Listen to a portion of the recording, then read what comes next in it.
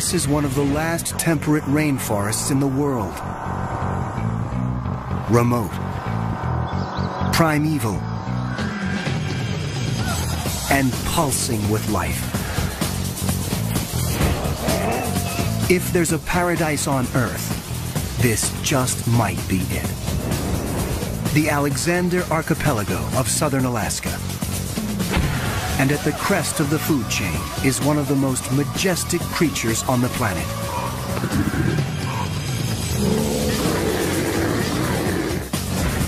This is the biggest, most magnificent predator on the block.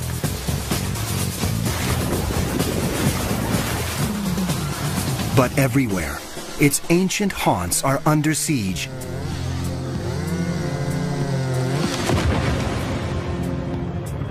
As the modern world closes in, this could be the great brown bear's last stronghold.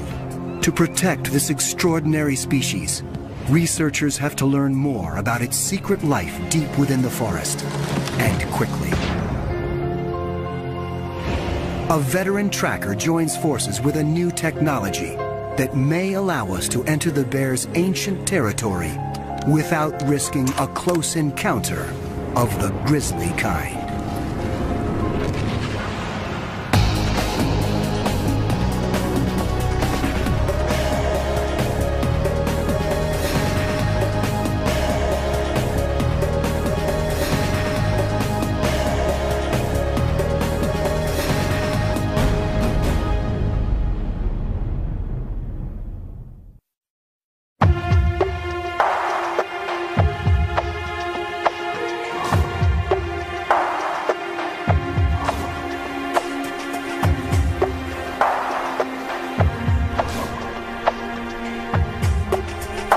The Alexander Archipelago.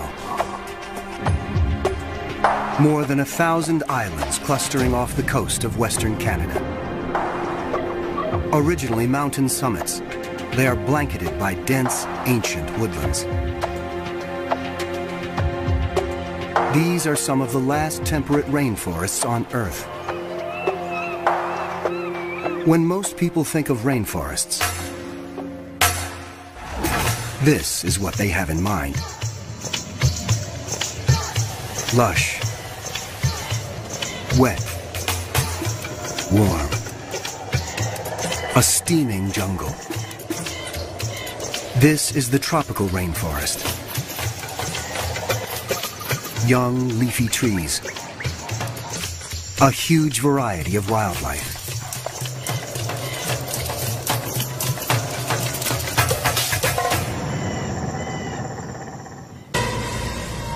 By contrast, the temperate rainforest is relatively cool. It grows in coastal areas, and its trees are mainly spruce and hemlock, often between 500 and 1,000 years old. It is less diverse than the tropical rainforest, but no less imposing. It is a place where land and sea come together to form a whole greater than the sum of its parts.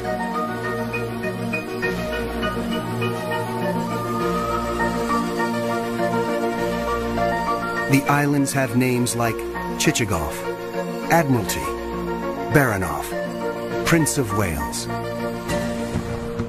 Remote from urban centers, it is a world few humans have penetrated.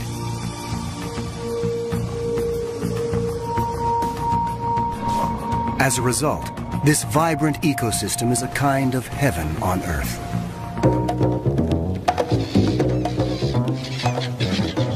And the variety of wildlife here is astounding. The pristine rivers are alive with countless fish.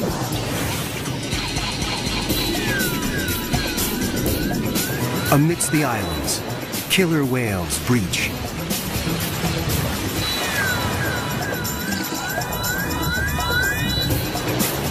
And humpbacks plunge.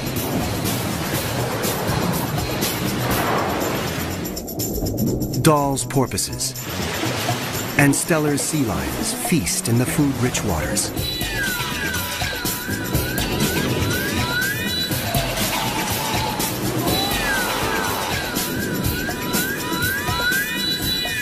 Sitka black-tailed deer make their home in these woodlands, always alert for natural enemies.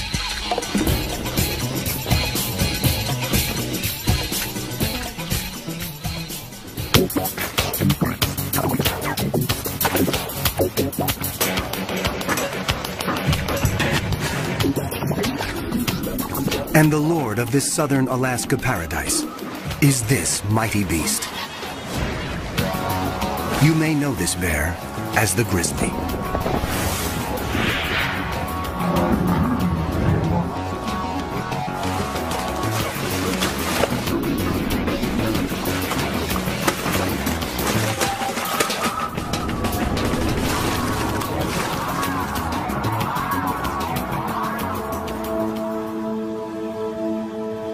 Like the forests it roams, this bear is both majestic and mysterious. In North America, brown bears are often called grizzlies, though biologists reserve the term grizzly for inland brown bears and use brown for bears that live on the coast. Genetically, the two are identical. Whatever this bear is called, it is not a bear to be taken lightly. It can weigh more than half a ton and yet reach speeds of almost 40 miles per hour. The brown bear is arguably the world's largest land carnivore.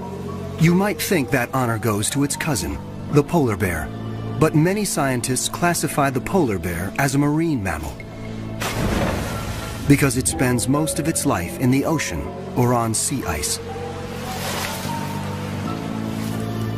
On land, the grizzly is king. It can rise up to 9 feet in height.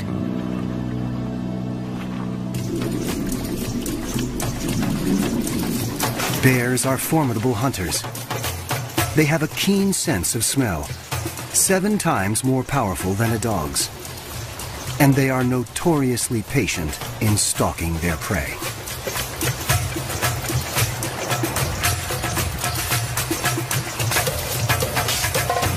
But the grizzly is also a fiercely private animal and usually avoids the company even of its own species.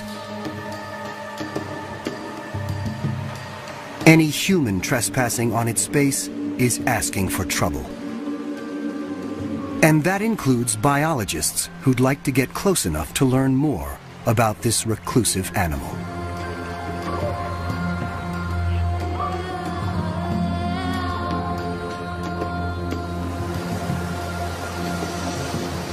In the rainforest, the brown bear rules. It has no natural predators. And yet, worldwide, its numbers have been in decline for the last 100 years.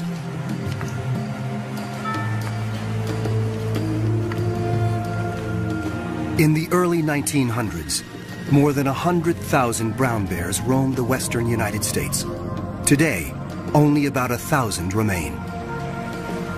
Across the planet, their range has been cut in half since 1900. In the Pyrenees, on the border between France and Spain, the brown bears were just hanging on. They were down to their last female. Recently, hunters shot her, thereby dooming this population of bears to extinction. Today, roughly 40,000 brown bears live in what might be their last stronghold, the state of Alaska. But every day, humans encroach a little more on their territory.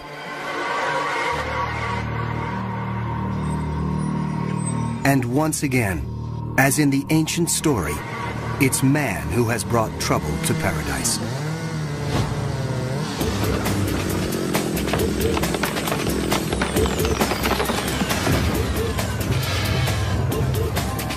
Consumers demand an immense amount of lumber each year to build homes, furniture, and other creature comforts. The inevitable result, forest clear-cutting and the roads built to carry out the trees.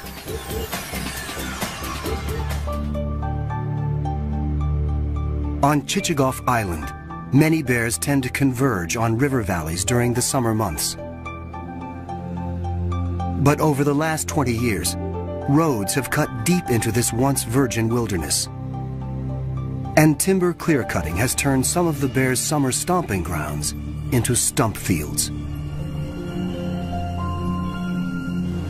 As human activities extend further into the grizzly's ancient domain,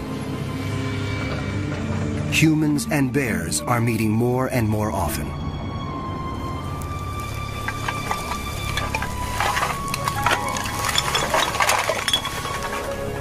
It is a recipe for disaster, for bears, and sometimes for people. This massive predator can be extremely dangerous when suddenly confronted by a human on its turf. And yet, to protect these animals, researchers need to learn more about their numbers, their movements, and their vulnerabilities. They have to get up close and personal with a 500-pound animal that doesn't want them there. That's exactly what one man does for a living, and has for the last 30 years. Born in Wisconsin, Laverne Bear came from a family of hunters.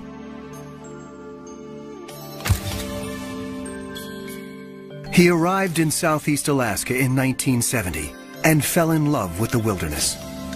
3 years later, Laverne started working with the Alaska Fish and Game Department, tracking and capturing bears for government research. It was a job he was born to do. I've either lived with or worked with bears like my entire adult life, since I was 17 years old. And when I was 20 years old, then I had to shoot a bear in self-defense.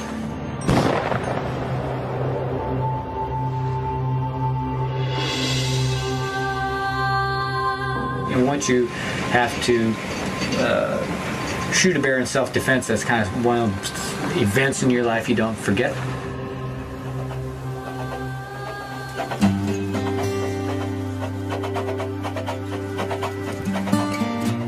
Over the years, Laverne has evolved from a trapper into a researcher himself.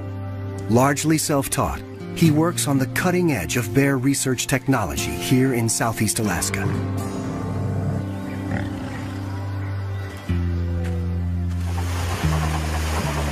Based on a 70-year-old tugboat, Laverne has captured more than 700 bears since 1975 and is now one of the most respected bear trackers and researchers in the region. Someone who combines traditional tracking skills and the best that modern technology has to offer. I'm a man who's stuck in a wrong time period because I appreciate things from the past.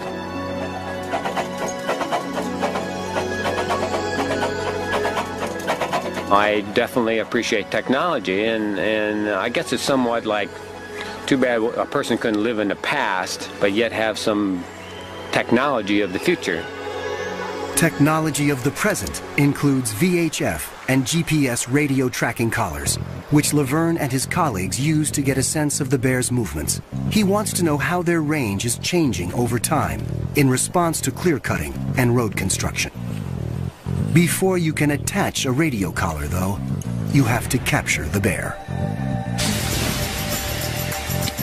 Laverne and his Fish and Game colleagues have been studying Chichagof Island bears since 1989. Jack Whitman is part of that team. Chichagof is one of the continent's largest islands, with an area of over 2,000 square miles. About 1,100 people live there, and about 1,600 brown bears.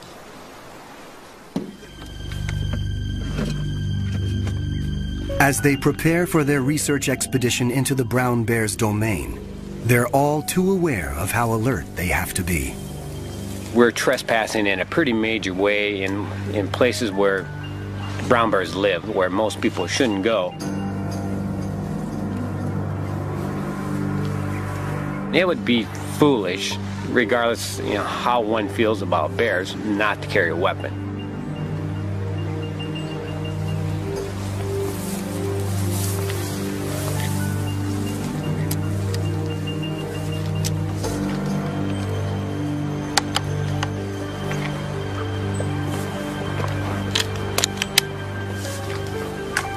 An ancient trail leads into the world of the bear.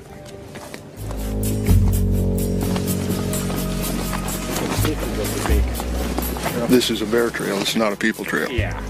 No, there's no people come down here. Years of bear traffic have cut this path through the forest. The bears are out of sight, but their presence is everywhere. You can probably see bear hair still attached. Big knot of bear hair there. To learn where bears roam off the beaten path, Laverne and Jack want to deploy a radio collar. And that means they have to catch a bear.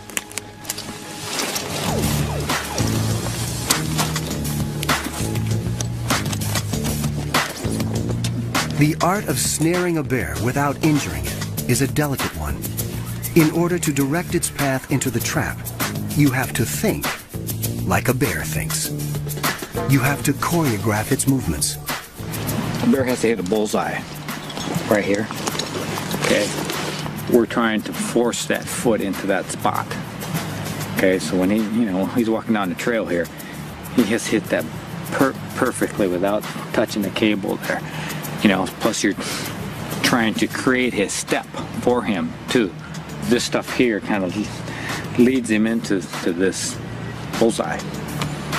If he steps on this, cable here a little bit, it's not going to catch him. The snare is set, but can it fool a bear? As the trackers make their way through the forest, their senses are on high alert for any sign of movement.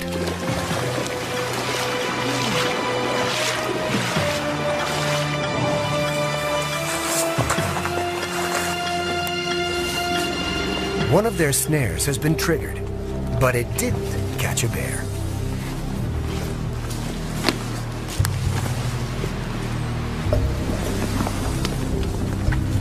There's a clean miss too. Threw the cable way back there, and pulled it up. This here's been bumped a little, coming that way. It's going that way. Yeah, I think he stepped on this. Kind of looking at it. One thing is sure, there are bears close by. It's nice working down here where there's some targets out there. It's a target-rich environment.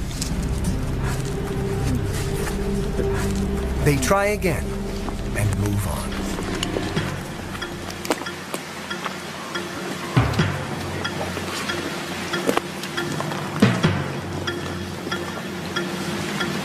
Finally, after hours of tracking bear sign and checking traps, Laverne spots a grizzly in the river near where they've set a snare.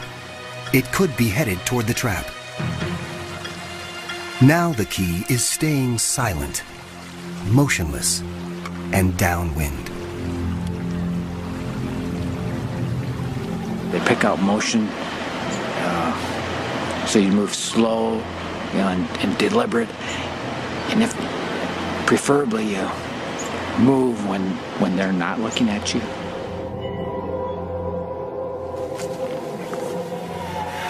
Once this bear has entered the woods, it is virtually invisible.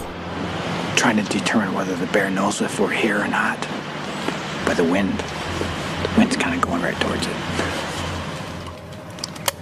After nearly 30 minutes, Laverne and Jack hear signs that the bear's been caught, but how firmly the snare has grabbed its foot is unclear. At this point, it's kind of, how is this all going to play out?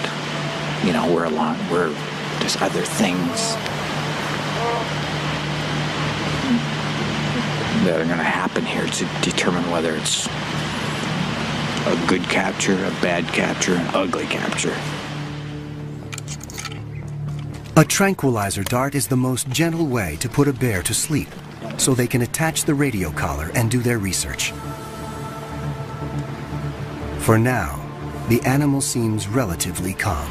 Once the bear definitely discovers that we're here, it could be a different story. the body language could be different. It could become more aggressive. These woodsmen are skilled at keeping their bear encounters from turning violent. Still, they never enter the forest unarmed. Regardless of the size of the bear, they're capable of, injuring and killing people. So it's just prudent to carry a weapon, and in hopes you don't have to use it. White eagle feathers, good luck.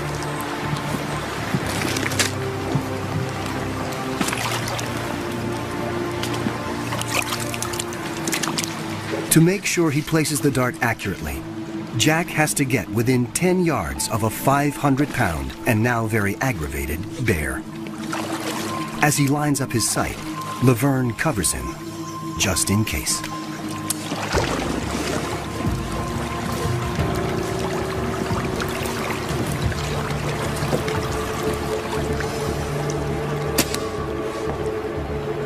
When the bear shifts its position, they can see just how tenuous the snare's grip is.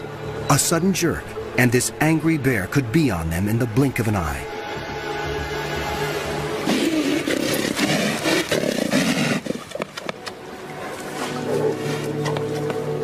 Luckily, the tranquilizer is already taking effect. If not, the bear might easily have pulled free. Minutes later, she's out. And the researchers can go to work. But Laverne and Jack know that another bear could be watching them. Their every sense is attuned to movements and sounds coming from the trees. They waste no time.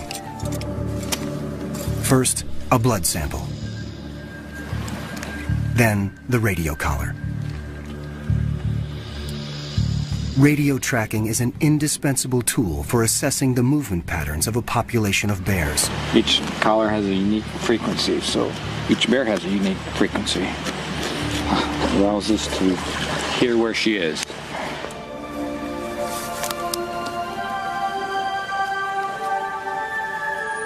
Today, the forest has let them in.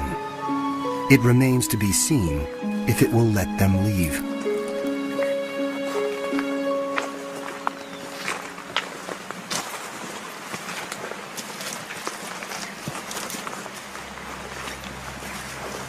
The woods are eerily quiet.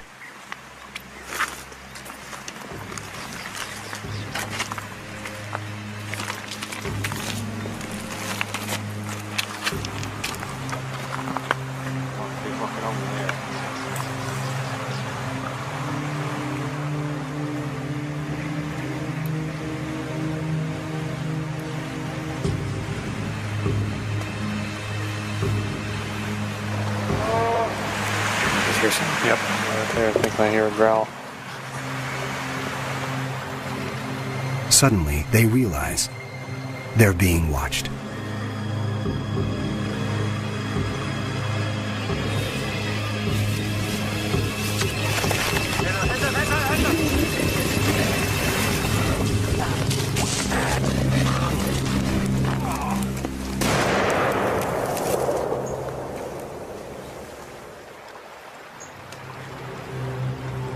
A bear attack.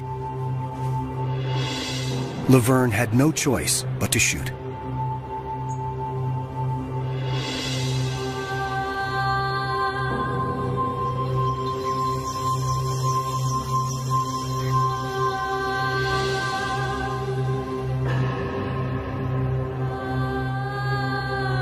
A day that began so auspiciously has ended in heartbreak. The forest let Laverne live, this time, but also forced him to confront a grim reality. Sometimes this work exacts a terrible price.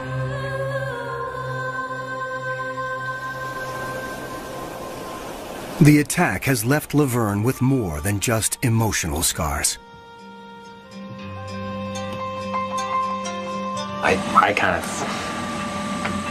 I feel responsible.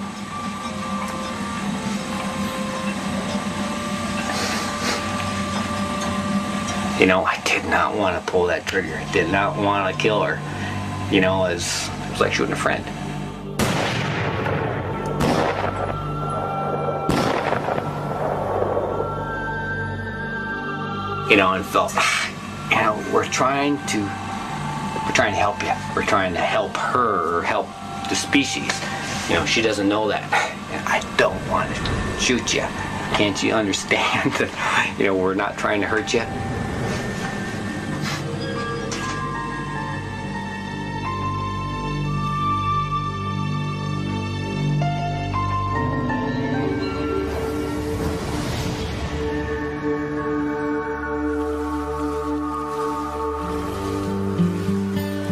Brown bears are normally solitary creatures.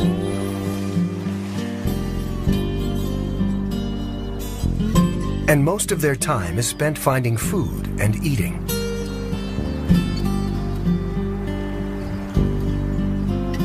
This is especially important for mother bears. These twins were born during winter.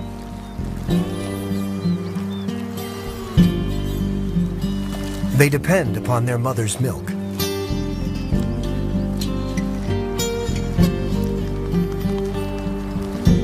She must find enough food to sustain herself and her family.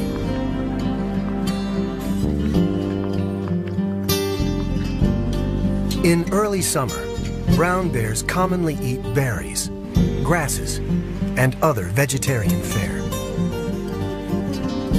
But each year around July, their diet dramatically changes. And it all begins here. Enfolding the islands of Southeast Alaska are the rich waters of the Inside Passage. The passage is home to some of the most spectacular animals on the planet.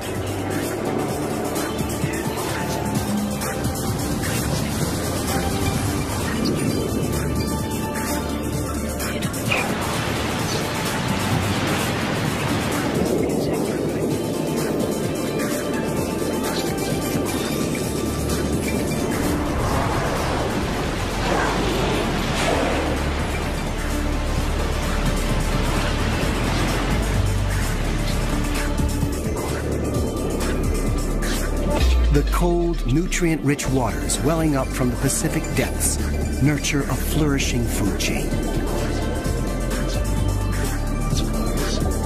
Massive schools of fish thrive on rich plankton and attract an army of predators. Humpback whales gather to feast, working in groups to capture herring.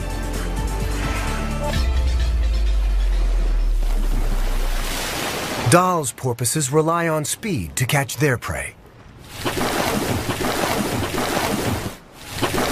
But sometimes they are not fast enough to escape this mighty hunter.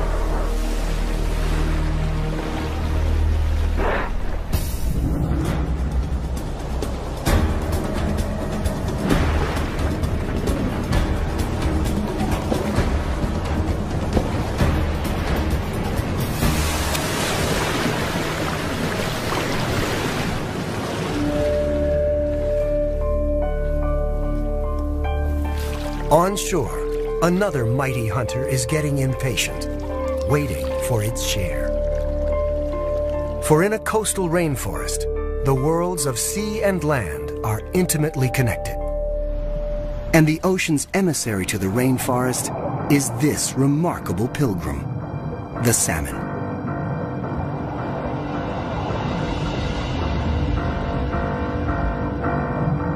Chinook, coho, sockeye, pink, and chum. 5 species of salmon make the long trip back from the ocean to the place of their birth. After several years at sea, they've returned to spawn for the first and last time.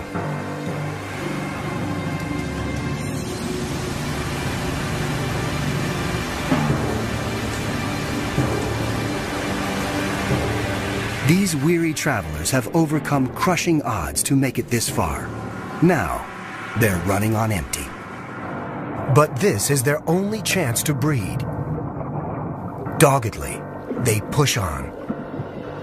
These sockeye have not eaten since leaving the sea, and they will never eat again. Starving, they begin to digest themselves from the outside in. Absorbing their silver scales, they expose skin, which turns scarlet and smooth. At the same time, the head turns green, and the male's snout takes a grotesque turn. Now, they're in full mating regalia. When they reach the spawning grounds, a female thrashes out a nest.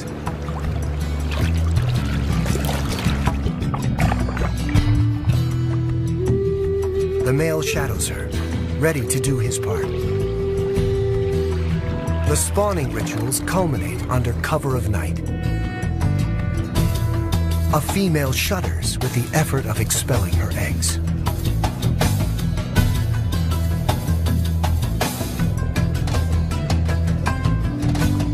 Her mate shudders in reply, fertilizing them with a smoky stream of milk.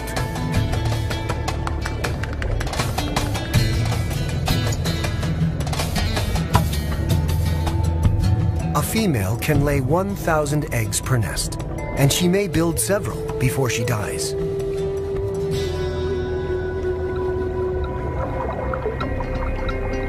But it's only a few that make it this far. Most will perish long before then from marine predators or sheer exhaustion. Or we'll have to run a gauntlet of hungry bears who have been waiting months for just this moment.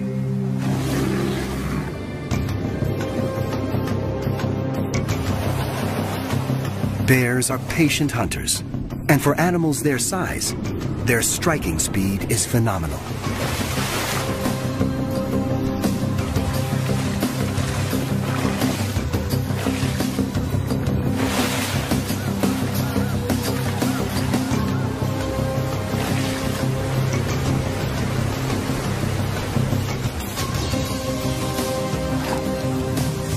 This is a time of feasting for leaner days ahead.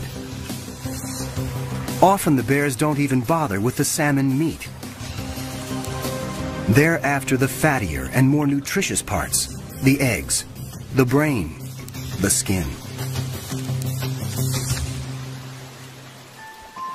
Recent studies suggest that the bears perform a vital service for the rainforest, transporting the nutrient-laden salmon from the river to the woods, where the fish decompose and fertilize the soil.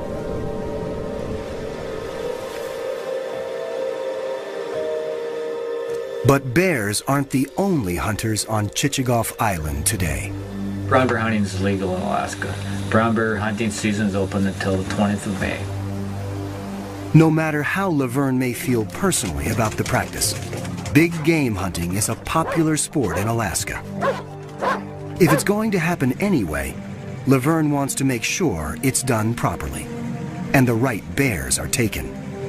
Brown bears are the second slowest reproducing big game animal in North America. The female component of the bear population is the component that you want to protect the most. With more than 3 decades experience, few guides are better equipped to track an Alaskan brown bear than Laverne. But he's here for one reason and one reason only: to make sure that if a bear is going to be shot, it's going to be a mature male bear. Laverne operates by another rule as well. He never guides in the same areas where he conducts his research. Today, he's accompanying a hunter to nearby Admiralty Island. We're looking for a male bear, which is a male bear. To identify a male bear has to be an 8-foot bear or larger, or like a 22.5-inch skull or larger. It's the body movement, body structure. That bear there has about a 20-inch skull. Which means it's likely a female and off limits.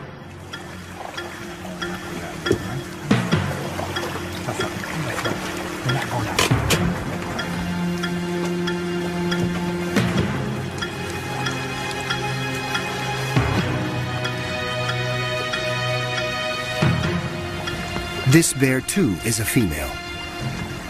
The hunter may be frustrated, but Laverne won't allow a female to be shot.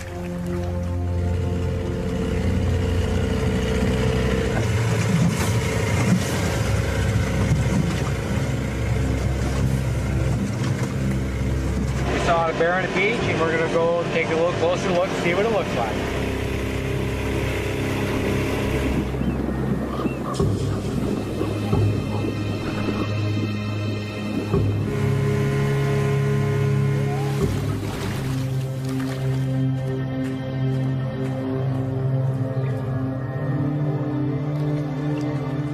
This is a large, old male. So Laverne gives the green light. The hunter lines up his scope. What an animal. My God. My God.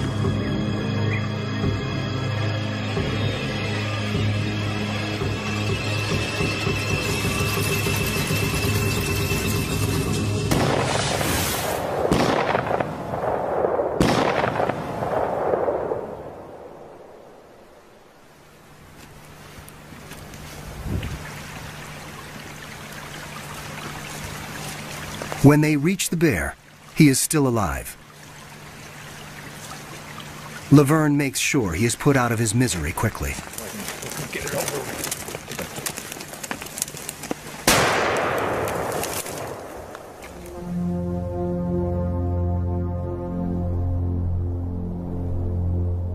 Human encroachment, whether in the form of hunting or road construction, is simply a fact of life in our primal forests. Bear advocates, like Laverne Bear, have to learn as much as they can about the bears as soon as they can. In their ongoing attempts to penetrate the mysteries of Southeast Alaska's rainforest, investigators have used advanced technologies. The earliest high-tech tool was the radio tracking collar. GPS devices were a big step forward.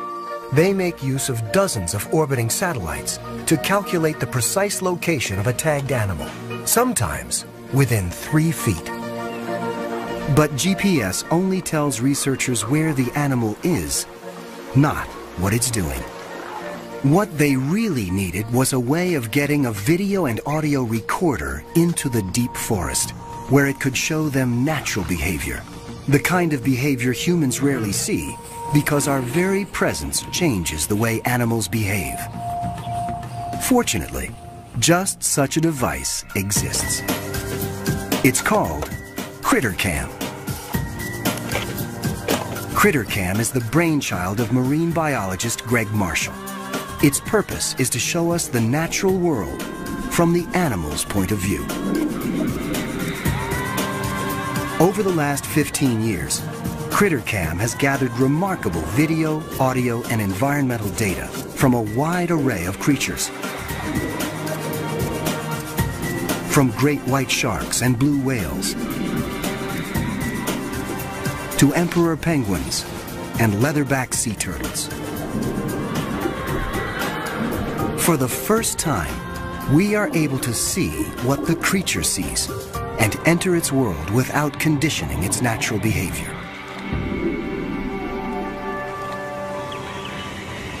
In fact, just off the coast here, CritterCam recently brought back remarkable footage of one of the region's most impressive marine mammals, the humpback whale.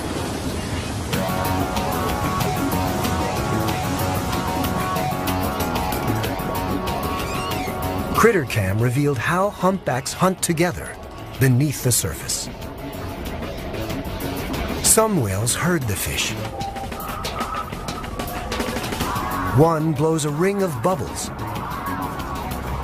One calls to scare the fish into the bubble net. And then the entire group rises to engulf the hapless herring.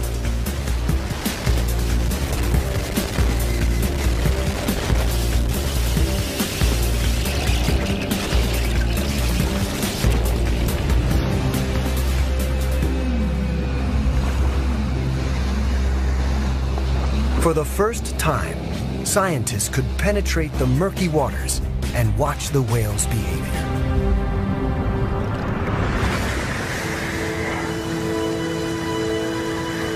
And this suggested another possible use for this technology, this time on a nearby land mammal. Because as experienced a tracker as Laverne is, he's never been able to watch brown bears in the thick of the forest. The GPS has been used on wildlife here in the past few years. Well, the next step for scientists is critter cam technology, seeing visually the wildlife's viewpoint. After years of success using critter cam to study sea life, Marshall and his team have developed a critter cam for land animals. This terrestrial version presents challenges the underwater device never had to face. For one thing, since audio and video signals don't travel through water, all data is recorded to an onboard tape, which is automatically released after 6 hours. There's no transmission with marine critter cam, so interference isn't an issue. But a rainforest is something else entirely. It's an interference machine. So engineer Dave Rash and his colleagues have put in thousands of hours making sure terrestrial critter cam was up to the job. Every element of the device had to be tested and retested, and then retested again. But it will all be worth it if critter cam brings back information that can help researchers protect the species. Still, lab testing only gets you part way. The critter cam team needed to find out how it performed on a live animal before they got into the field with a wild grizzly. How you doing? This is Damascus, the grizzly bear. He's about a 5-year-old guy. Lay down, lay down. Be a good boy. Look at that thing. Look at that thing. What do you think of that?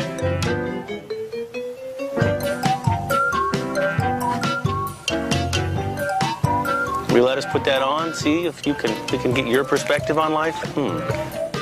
Feed me, and I'm yours. Come here. Just look around. Let's walk up here. Take a bear walk. What do you think? Let's record. And one last test. Because even though this critter cam won't be diving to the ocean depths, there is still a good chance it's going to get wet. Good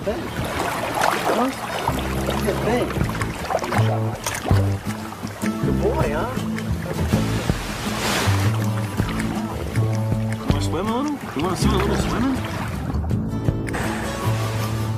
This is as far as Dave is going to get with a tame bear in controlled surroundings. It's time to head north.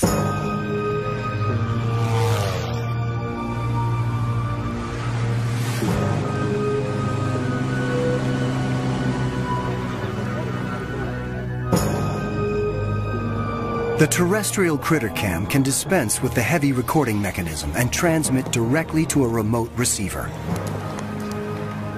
Which is a good thing, because the device won't be buoyed up by water, as the marine version was. Another plus, the device won't be limited by the length of a videotape. Still, there's a very real danger that even if critter cam makes it into the woods on the back of a bear, the dense forest will frustrate the team's efforts to get a clear signal. You know, in the temperate rainforest southeast Alaska, to make the critter cam technology work that you currently have today is quite challenging. It's not the plains of Africa. First step, before going after a bear, field test critter cam on a somewhat less dangerous animal. What's going on here? I'm going up testing the Greg Marshall critter cam. How do you feel about it? Yeah, stop the debate about whether it's going to work through the forest or not.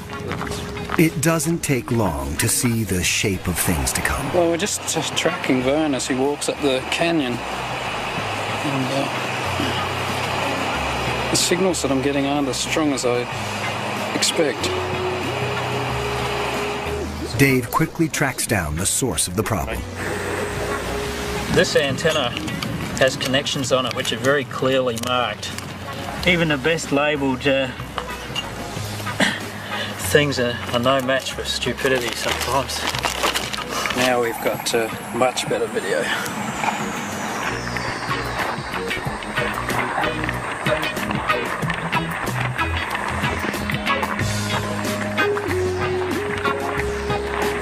Check it out. Hey, there's somebody holding an antenna.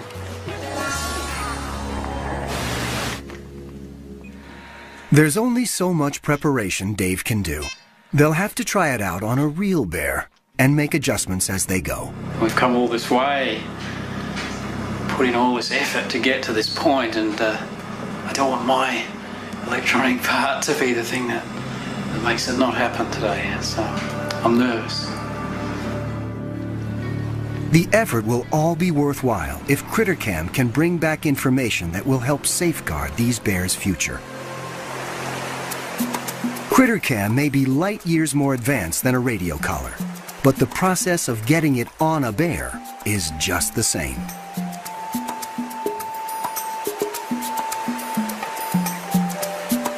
You carefully check various snare locations to see if a bear has been caught. The morning wears on, and only empty or sprung traps are found. Finally, a snare with a bear. It's a small bear, a juvenile, but it will do just as well as a large one for the lightweight CritterCam. Another bear could be nearby, so everyone keeps their eyes and ears open.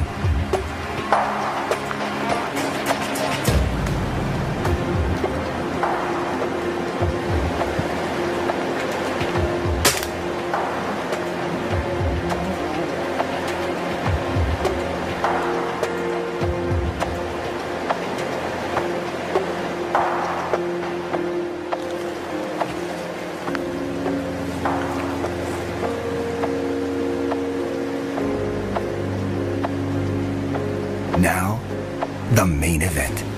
Dave, you ready with that thing yet?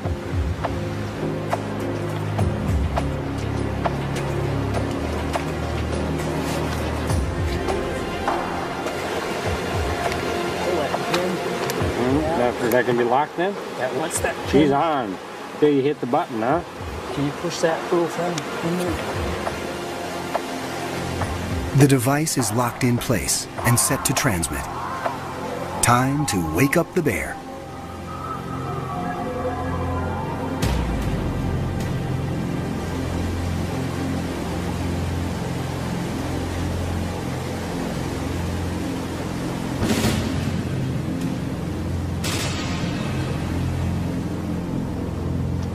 We've seen this shot many times before, but we've never seen anything quite like this. She doesn't seem to mind the CritterCam around her neck at all. The bear is groggy, but she knows enough to head straight into the woods. The system's working. She's right on the edge of the range, but the signals are really marginal. I think she's right over on the other hill. It might be better for us to move over there if we can. Now I guess the work begins as we track the animal and see where it goes. So we might have our night cut out for us.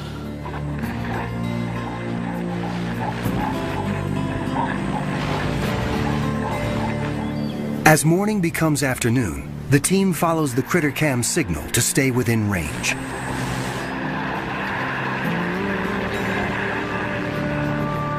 Dave continually monitors the system's performance in this difficult terrain.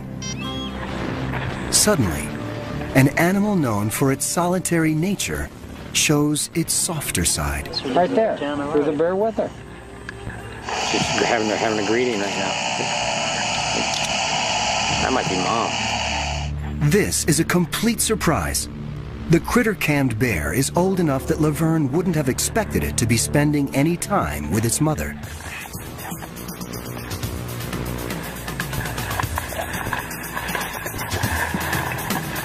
As the video starts to flow more clearly, they see some of the most intimate pictures ever captured of bear life in the depths of the forest.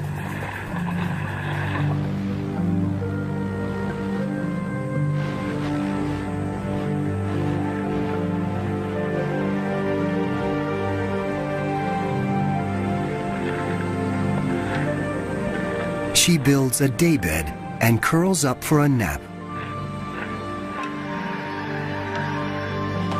See, that was cool. The fact that she joined up with two other bears.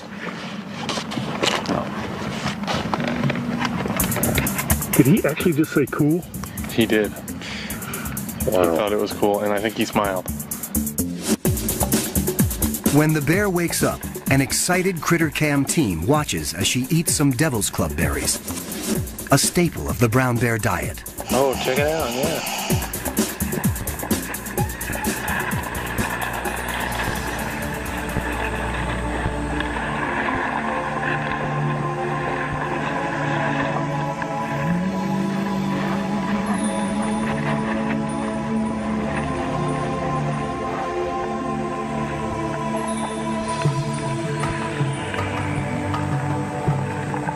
Then she appears to eat a toad, not something her species is known to consume very often.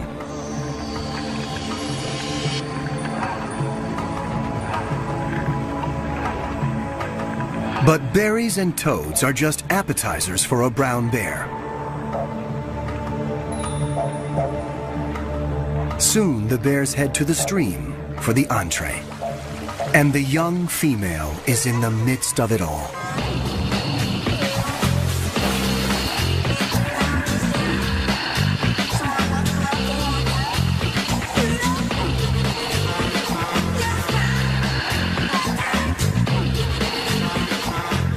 That's pretty good right there.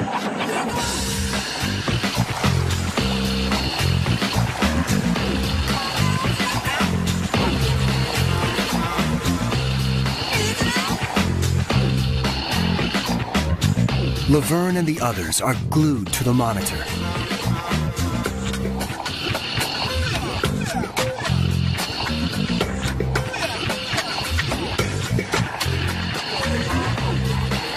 It's been a remarkable day. CritterCam has allowed Laverne and the others to walk with these bears without trampling their world. And what they are seeing bodes well for future research. Research that could tip the odds in favor of these amazing animals.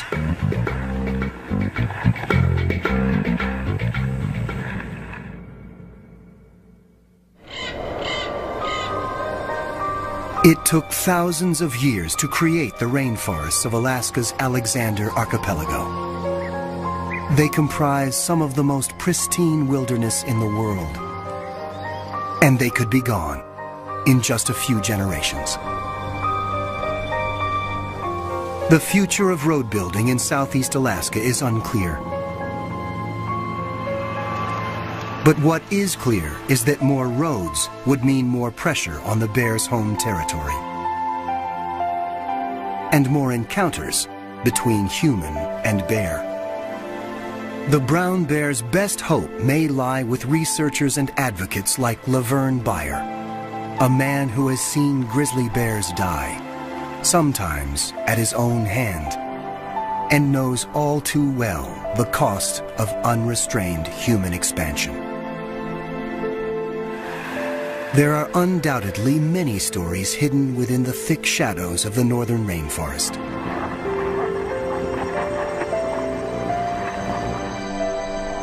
For now, though, it has surrendered only some of them.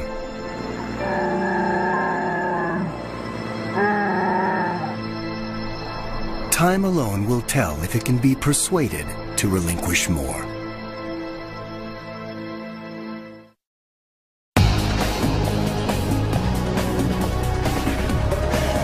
To purchase Bear Island on DVD, call 1-800-PLAY-PBS.